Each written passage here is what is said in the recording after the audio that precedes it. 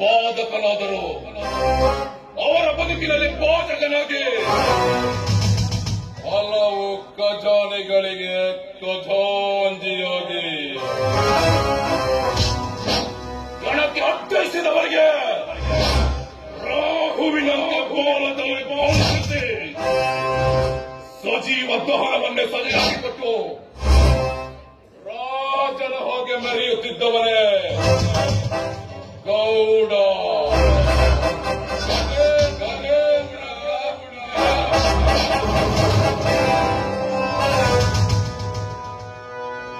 ಗಜರಾಜ ನಡೆದರೆ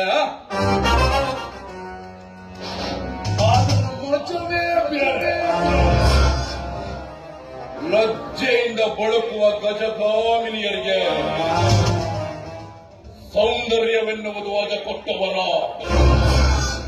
ಮೂಟಕದಲ್ಲಿ ಮನಕ್ಕೆ ಮೇಲಾದ ಇಂದ್ರಮಂತೆ ಸದಾ ವೈಭೋಗದಲ್ಲಿ ಕಾಲ ಕಡಿತಾ ಇರೋ ಈ ಗಜೇಂದ್ರನ ಭುಜದೊಳಗೆ ಬಂದಿಯಾಗದಿರುವ ಲಲನಾಮಣಿಯರು ಯಾರಿದ್ದಾರೆ? ಈ ಗೌಡ ಹೋದ ಕಡೆ ಮಾನ ಸನ್ಮಾನಗಳು ನಿರೀಕ್ಷಿತ.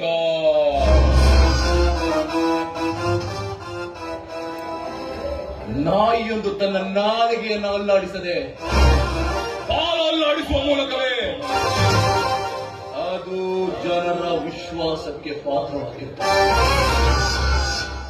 ಅದೇ ರೀತಿ ಈ ಹೊತ್ತಿನ ನಾಯಿಗಳೇ ನನ್ನ ಹತ್ರ ಇರುವಾಗ ಈ ಗಜನ ಗೋಜಿಗೆ ಬರುವ ತಾಕತ್ತು ಯಾರಿಗಿದೆ? ಯಾಕಂದ್ರೆ ಜಗ್ಗದೆ ಬಗ್ಗದೆ ಇರುವವರನ್ನ ಬಗ್ಗಿಸ್ಕೊಂಡು ಬಾರಿಸೋನು ಈ ಗಜ.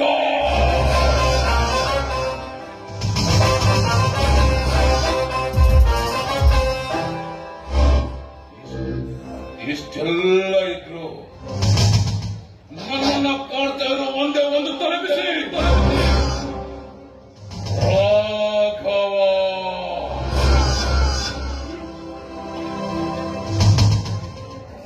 ನನ್ನ ತಮ್ಮ ರಾಘವ ಮತ್ತವನ ಹೆಂಡತಿ ಸೀತಾ. ಏನಿವರು ತ್ರೇತಾಯುಗದ ರಾಮ ಸೀತೆಯರ ಹಾಗೆ ಆದರ್ಶ ದಂಪತಿಗಳು.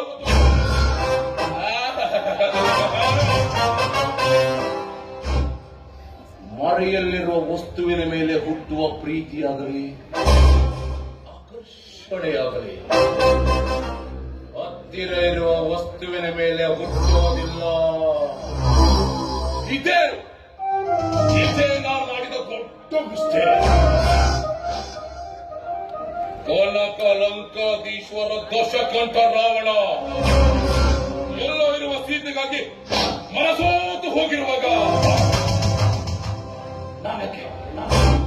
ನಾನು ಯಾಕೆ ನನ್ನ ಪಕ್ಕದಲ್ಲಿರುವ ದಂತದ ಪುತ್ರಿಯನ್ನ ಮಿಸ್ ಮಾಡಿದೆ?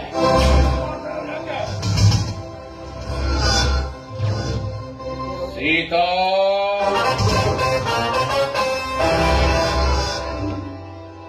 ಕದಲಿಯ ವನದ ಹಾಗಿರುವ ನಿನ್ನ ದೇಹ ಸೌಂದರ್ಯದ ಬನಕ್ಕೆ ಮಗನೇರಿದ ಮಗನೆದುರಾಗಿ ನುಗ್ಗಿ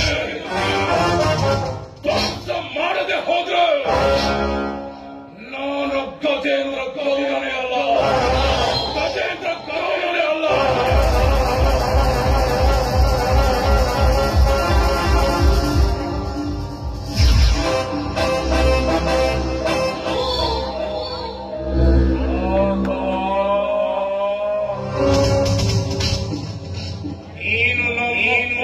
ಬೀಜ, ನೀನು ನನ್ನ ತಮ್ಮನು,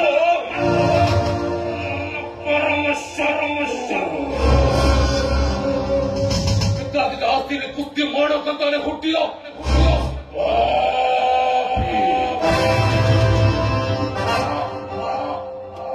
ಜೂಜಾಡಿ ಜಾಗ ಕಳೆದುಕೊಂಡು ಕಾಡಿಗೆ ಸೇರಿದ ಪಾಂಡವರ ಹಾಗೆ ನಿನ್ನ ಸಂಸಾರನ ಬೀದಿಗಳದೆ ಹೋದ್ರೆ ನಾನು ಗಜೇಂದ್ರ ಗೌಡನೇ ಅಲ್ಲ. ಮಾಡ್ತಾ ಇರೋ